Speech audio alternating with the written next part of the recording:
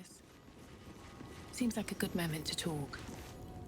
Who there, wanderer? Stay thy course a moment to indulge an old man. Elminster? The very same, Gale. And a fair bit miffed he is, too, finding himself forced to expose his best pair of boots to so many miles of country road on your behalf. Oh, I know a minstrel by trade when I see one.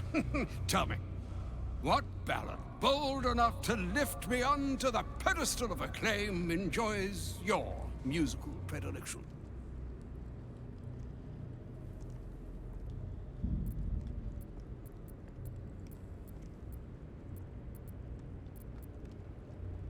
Oh, is that so? The lyrics are by Volo.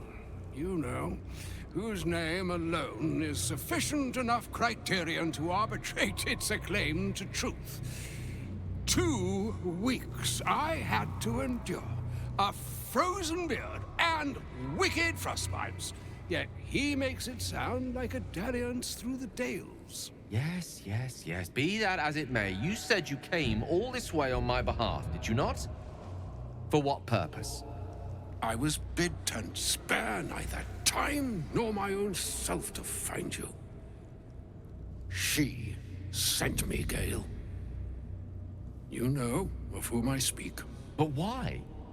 Out with it, Elminster. Please. Young man, has your sojourn away from Bortity washed away your decorum as well as your patience?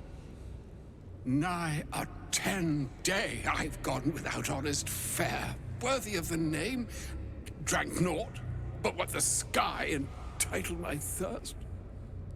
Why, some bread, cheese, and a cup of wine would appear unto me a feast. Surely you would begrudge me a mite of rest and repast before I get out with it. Oh, for the love of... This way then? To your camp? Oh, don't dawdle now, lad. You're the one who's in such a frightful hurry. Oh, nigh on 13 centuries old and he still thinks with his stomach. We'd best follow and see if he's more disposed to speak plainly once it's stopped its grumbling.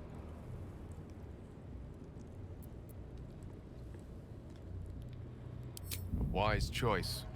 Better to indulge your curiosity than Elminster's appetite. Yes, what a delightful wedge of old Arthurian that was. Doesn't do to parley on an empty stomach, you know. Makes one's words frivolous when they should be grave. Plenty to digest, after all. A good deal to stew over, if you will. Words ladled with import should be savored so as to better absorb their meaning. Wouldn't you agree? Elminster! Right. You see,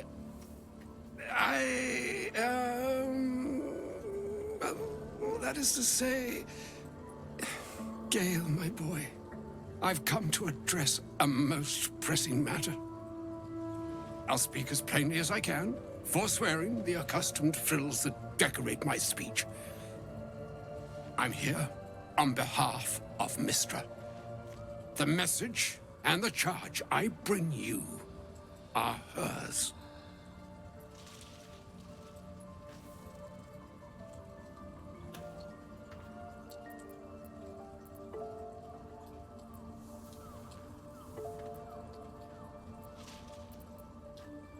Oh, Mistra's delicate feet are ill-suited for the hardships of the road.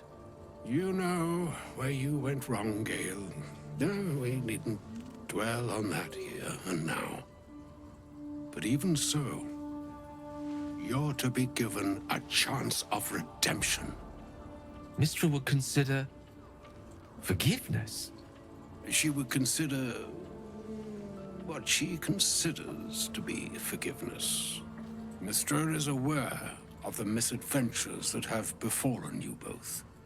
She knows of your strife with the Absolute, that most insidious of evils.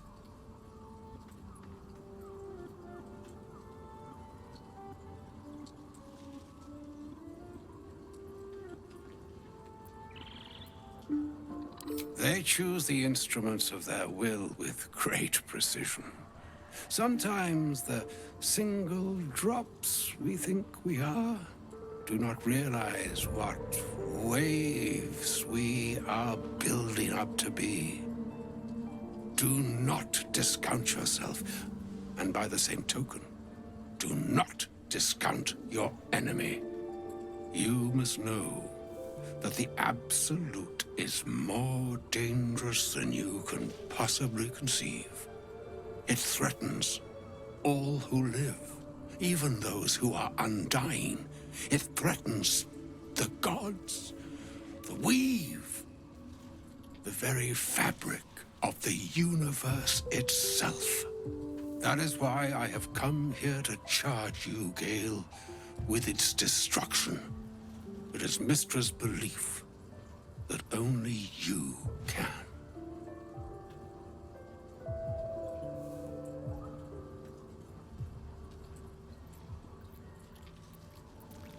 The orb. Precisely.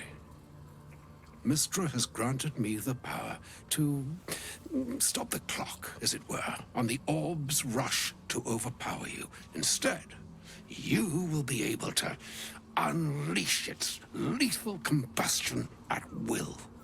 Interesting. This could be help or hindrance. We shall have to see.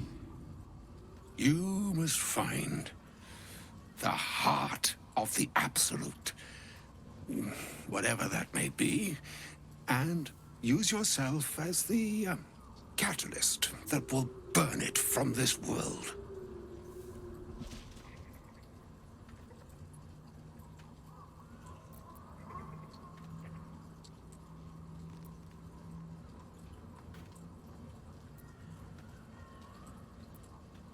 He is not. But it seems that Mystra is. It brings me no pleasure saying this, my friend, but such is Mystra's will. Yours must be the sacrifice that will undo the Absolute, and for your sacrifice you will be redeemed. Such is Mystra's promise. With that, I've said my sorry piece, and need only bestow unto thee the charm I was bid. Mina hastra mistrarium Italion thras annas difra.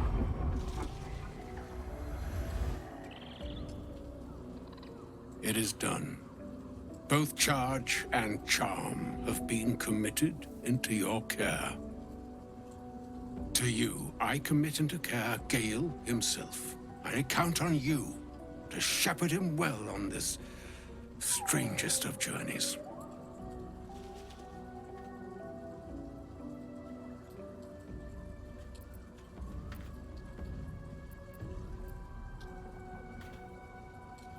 Or some other fortune altogether. Like moons make swell and wane the nescient seas, so too the sky-strewn gods ordain the tidal fates of mortal days. And yet, an ocean born in lonely hours, come ebb, come flow, come all that is beyond the breadth of our dominion. Be a moon unto yourself. Even the waves of fate can break upon the shores of will. Farewell, my friend. Farewell, Elminster. I'm glad she chose you.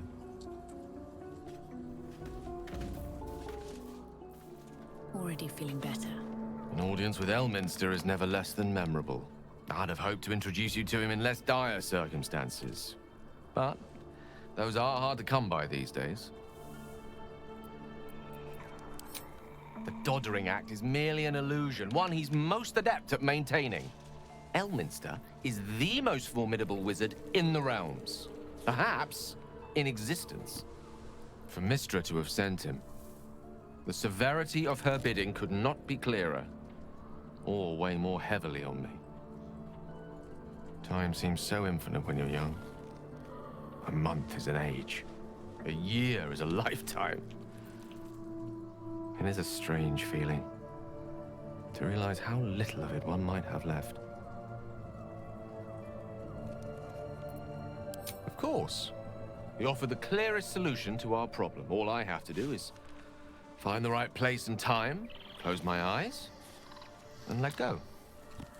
Then the slate will be clean. Wrongs will be righted, the absolute will be gone, and I along with it. Possibly the most spectacular one ever conceived.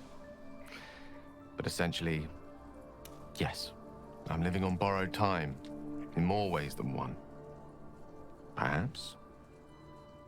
Perhaps this is how it must be.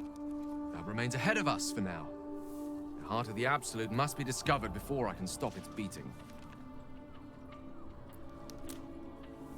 Let's save such certainty for the moment such a decision is upon us. You may feel differently once we know what we're truly up against. I can't believe Mistress demanding Gale sacrifice himself to destroy the Absolute. It's just a waste of a perfectly good cult that we could be controlling. And a waste of a perfectly good Gale, I suppose. I can't believe Mystra actually expects Gale to just sacrifice himself like that. Seems like a waste of a fine mind. Oh, was that Gale's granddad?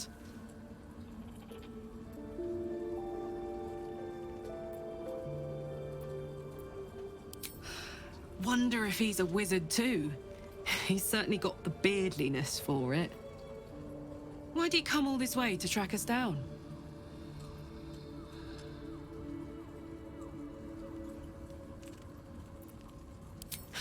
Whoa now, he's got a... Well, I guess that would explain a little, but... Mystra? I mean, this is a lot to take in. What's he going to do?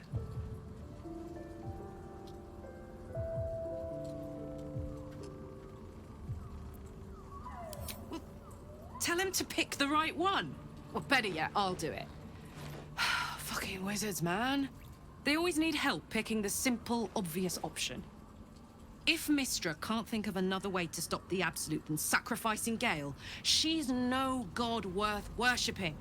I'll say that to Gale in, you know, gentle terms.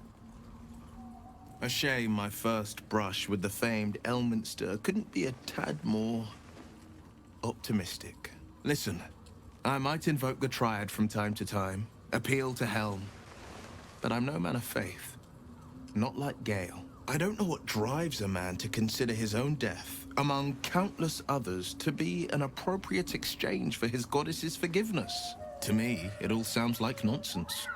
The faith that matters most is that which you hold in yourself, in the ones that most matter to you. Big Bomb be damned.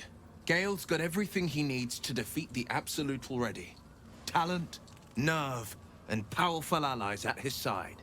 I hope he'll come to see that. Elminster. Even the Githyanki have heard tell of the Sage of Shadowdale. Some of his works have been translated to Tirsu. That doesn't mean his every word carries wisdom, however. Near as I can tell, Mystra demands Gale's faith, but holds no faith in him.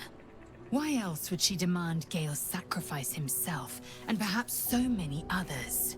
Does she not think he can destroy the Absolute with his own immense talents? Does she not know the mighty company that he keeps? Demanding Vlaakith may be, but she acts for the good of the Githyanki people. Mystra is concerned only for herself. Perhaps he'd find forgiveness in a fiery death. But I can't help but wonder why he'd want it at all.